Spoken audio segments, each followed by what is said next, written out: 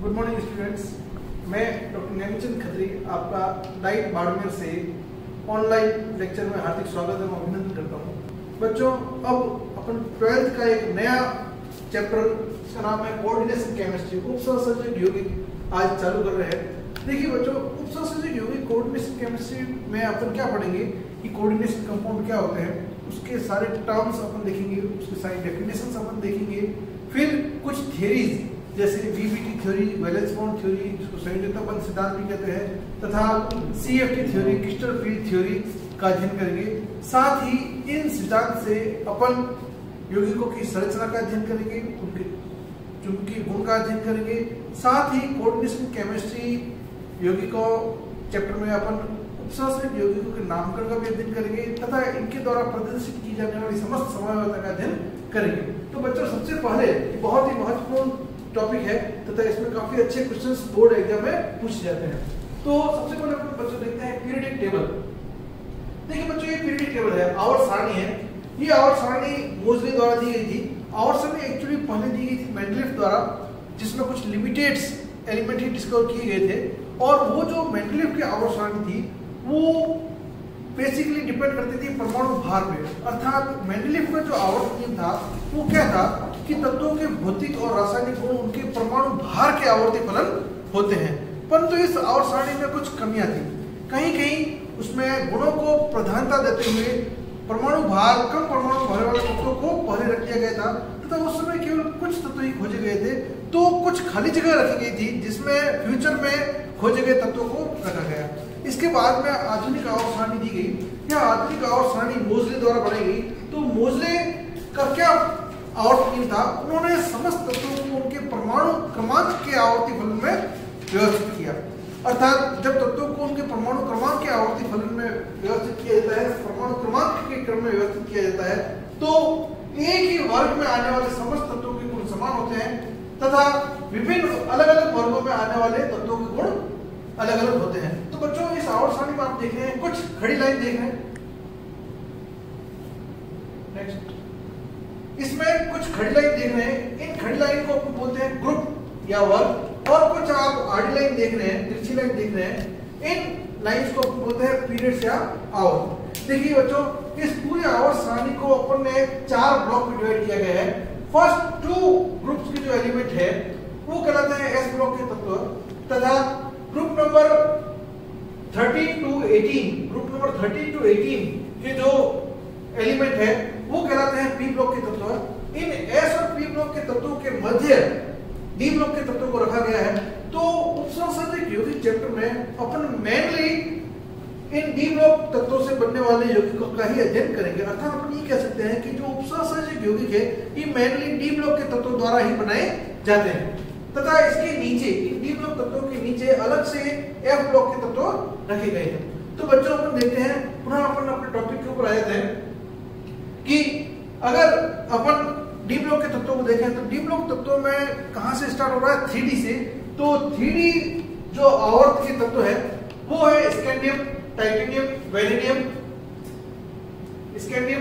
Vanadium, chromium, manganese, iron, cobalt, निकल, copper and zinc. तो देखिए, ये सारे बच्चों ये तत्व हैं जो 3D ब्लॉक के तत्व हैं। अगर इनका आप इलेक्ट्रॉनिक विन्यास देखेंगे तो स्कैंडियम, इसका परमाणु क्रमांक है 21।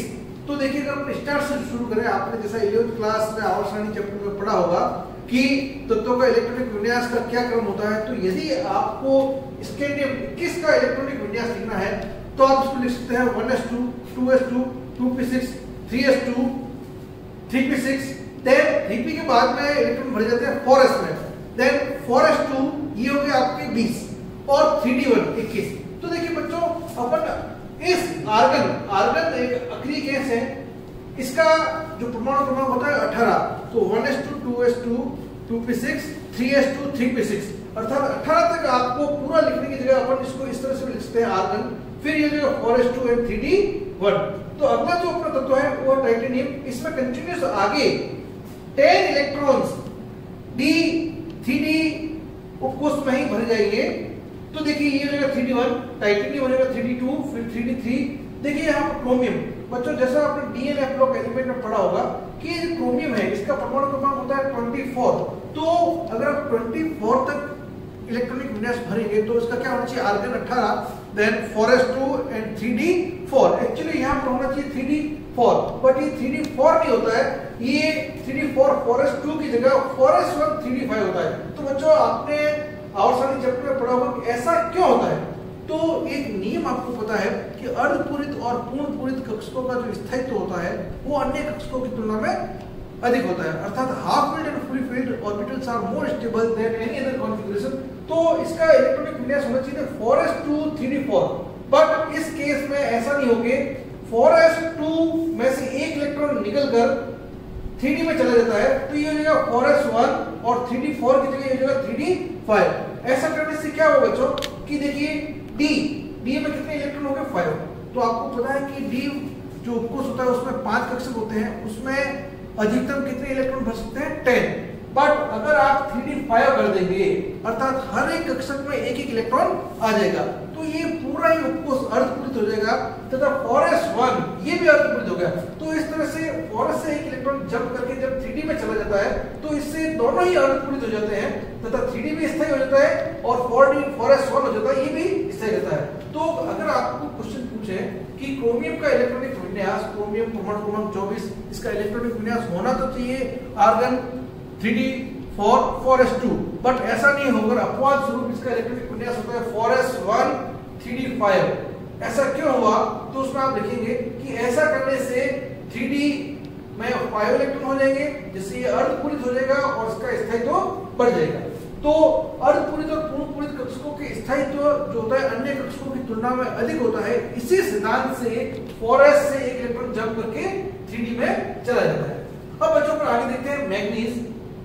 मैग्नीज होता है 25, तो अगेन आर्गन 18, ये देखिए बच्चों आर्गन 18 हो गया, फिर 4s2 20 और 3d5 25। नेक्स्ट अपन देखते हैं आयरन 26, आर्गन 18, 4s2 20 हो गया, 3d6 ये होगा 26।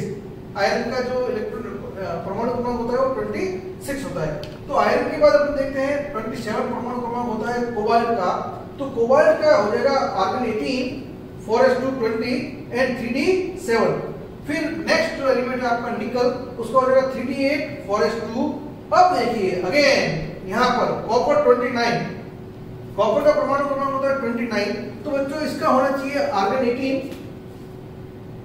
4s2 20 3d9 होना चाहिए 4s2 3d9, बट ऐसा नहीं हुआ। 4s से अगेन एक इलेक्ट्रॉन जंप करके 3d में चला गया, तो 4s2 की जगह हो गया 4s1, 3d9 की जगह हो गया 3d10। अगेन यहां से क्वेश्चन पूछ सकते हैं कि कॉपर 29 का इलेक्ट्रॉनिक विन्यास लिखो तथा इसका इलेक्ट्रॉनिक विन्यास ऐसा क्यों हुआ, इसको समझाइए।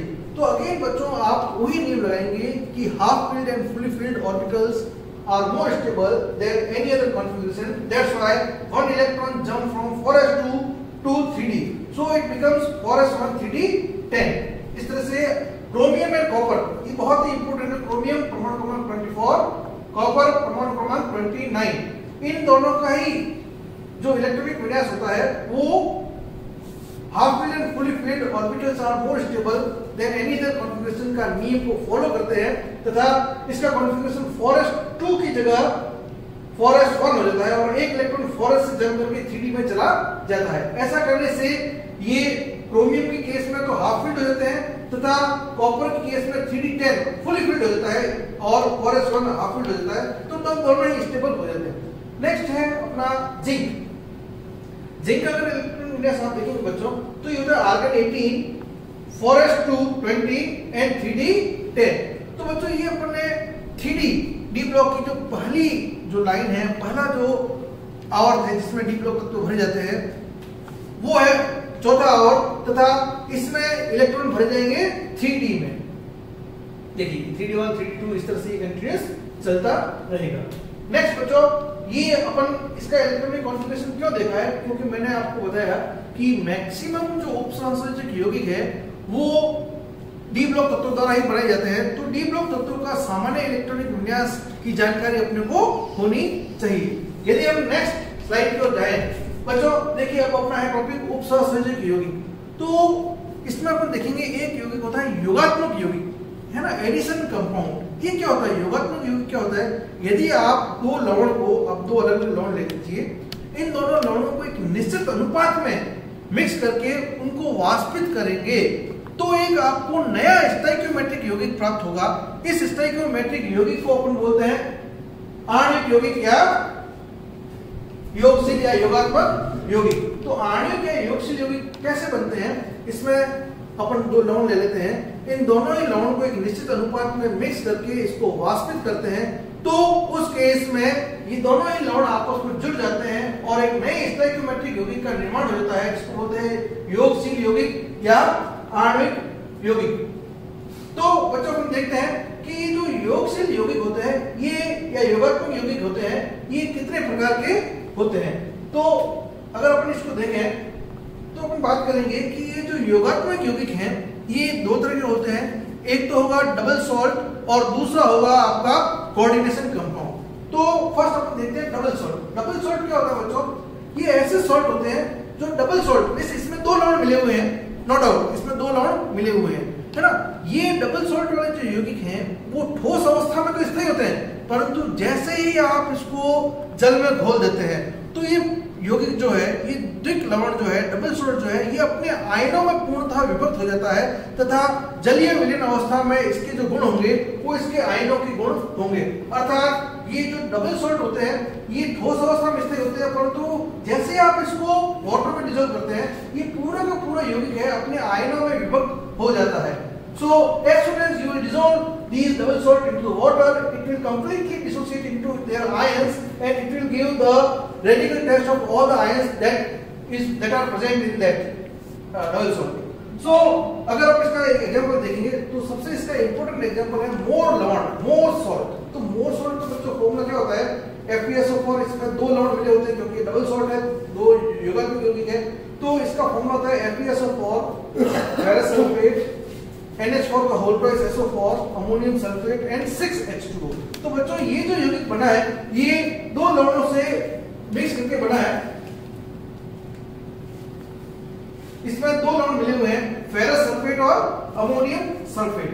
यदि इस मोर सॉल्ट को फेरस अमोनियम सल्फेट, इसका पूरा नाम अगर आप देखेंगे तो ये था फेरस अमोनियम सल्फेट, यदि आप इस मोर सॉल्ट, मोर लवण को पानी में डिसॉल्व करेंगे तो ये मोर लवण पूरी तरह अपने आयनों में विभक्त हो जाएगा। तो देखिए फेरस आयन, दो सल्फेट आयन, एक सल्फेट आयन आपको मिल गया फेरस सल्फेट से, एक सल्फेट आपको मिल गया अमोनियम सल्फेट से, तो दो सल्फेट आयन मिल जाएंगे, दो अमोनियम आयन मिल जाएंगे और ये 6H2O। तो जैसे ही इस आप मोर लवण को पानी में घोलेंगे यह पूर्णतः अपने आयनों में विभक्त हो गया। तो यदि आप इसका रेडिकल टेस्ट करेंगे बच्चों तो आपको आयरन का भी टेस्ट मिलेगा, आपको सल्फेट आयन का टेस्ट मिलेगा तथा आपको अमोनियम आयन का भी टेस्ट मिलेगा, रेडिकल टेस्ट आपको मिलेगा। इसका दूसरा एग्जांपल अगर आप देखें तो वो है कार्बोलाइट। कार्बोलाइट का फॉर्मूला बच्चा होता है KCl MeCl2 6H2O। जैसे ही आप इसको वाटर में डिसॉल्व करेंगे यह अपने आयनों में विभक्त हो जाएगा और आपको पोटेशियम आयन, मैग्नीशियम आयन और क्लोराइड आयन मिल जाएंगे। और भी इसके एग्जांपल्स अगर आप देखना चाहें तो इसमें आपने पढ़ा हुआ एलम, है ना, पोटास एलम, फिटकरी जिसको आप बोलते हैं। तो पोटास एलम का फॉर्मूला होता है K2SO4 Al2SO4 का होल थ्राइस 24H2O। इसको भी आप पानी में डिसॉल्व करेंगे तो है पोटेशियम आयन, सल्फेट आयन तथा एल्यूमिनियम आयन में विभक्त हो जाएगा। तो बच्चों ये तो आज अपने सिंपल जानकारी पढ़ी है। नेक्स्ट अपन देखते हैं डबल सॉल्ट। डबल सॉल्ट की अगर आप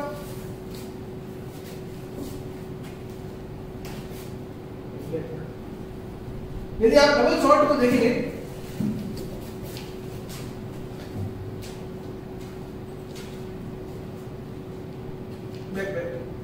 यस अगेन बैक।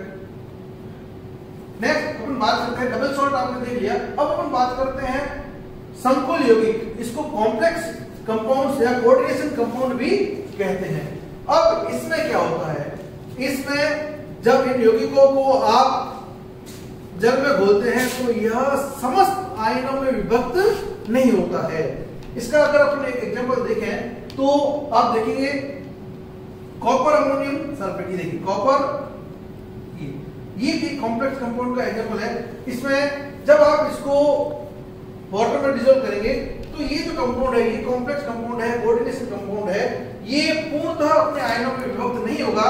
और ये स्क्वायर ब्रैकेट देखिए बड़े ब्रैकेट में जो चीज लिखी हुई है इसमें कॉपर और अमोनिया है, यह अपने आयनों में विभक्त नहीं होगा तथा तो स्क्वायर ब्रैकेट के पास सल्फेट आयन है, यह अपने आयनों में विभक्त हो जाएगा। तो इस तरह से जब आप इसको देखेंगे तो इसमें कॉपर आयन का टेस्ट आपको नहीं मिलेगा, केवल सल्फेट आयन का टेस्ट मिलेगा और इस कॉम्प्लेक्स आयन का आपको रेडिकल टेस्ट मिलेगा।